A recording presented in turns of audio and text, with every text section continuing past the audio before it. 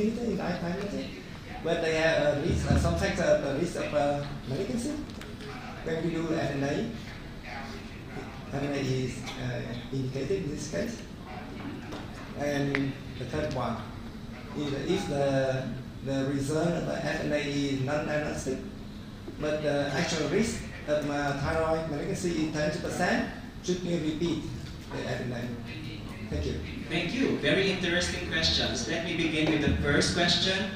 Does elastography add any additional information to the thyroid ultrasound? Definitely.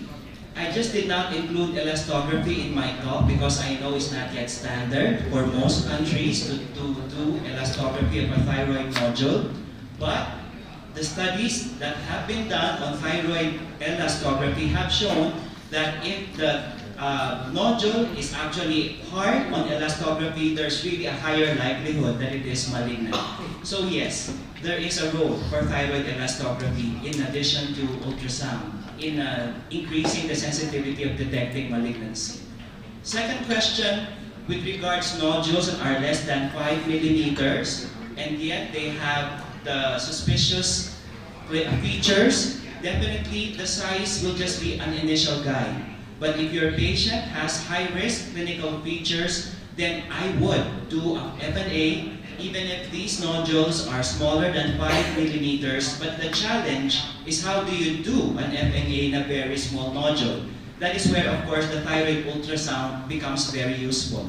And I'm sure tomorrow we will be having a lot of knowledge about thyroid ultrasound and its applicability and utility in doing ultrasound-guided FNA. And lastly, the nodules, even if they are unsatisfactory, if you get a report from your pathologist, your pathology friend, and your friend says, you know, your smear, the smear that was given to me is unsatisfactory, or shall we say, it doesn't show anything significant at yet based on the smear. And yet, you being the doctor of the patient, having seen the patient, interviewed the patient, done your PE, and you see that this patient has high-risk features, the first thing that you need to do is do a repeat of your FNA. And if possible, it should be an ultrasound-guided FNA so that you'll be able to really go into the part of the lesion where you see the suspicious features. Excuse me. Regarding the ultrasound finding, what's your view on the Doppler find the vascularity? Okay. Will it be any help? Okay. Again, one of the features on ultrasound that has been associated with malignancy is vascularity intranodularly. Although if you will see the odds of being malignant, it's not as high as compared to the shape of the nodule. And therefore, even if your patient's nodule exhibits high vascularity, it increases the risk of malignancy. But of course, as I mentioned, we have to take this in aggregate with the other findings that we have with our patient, particularly the historical findings and the other features that are reported on ultrasound. Very excellent talk. And I have two questions for you. One is, once we have a non-diagnostic FNAC report, which has already been done with that ultrasound guide, and we definitely need to repeat the FNAC again.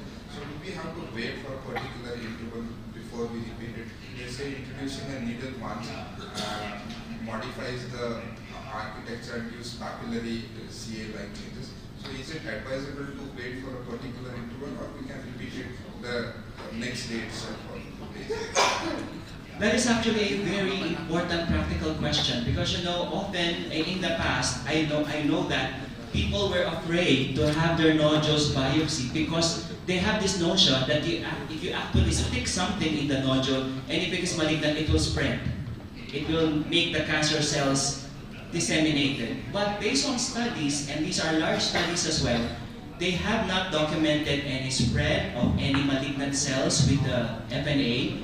And the thing is, there's no need for you to wait for a few days before you repeat an FNA. In fact, what is recommended by some if the pathologist is the one who really does the FNA, and if after doing the aspiration, he can immediately look at it under the microscope and he finds it unsatisfactory, he can do the repeat as soon as he gets back to the patient again to do a repeat puncture.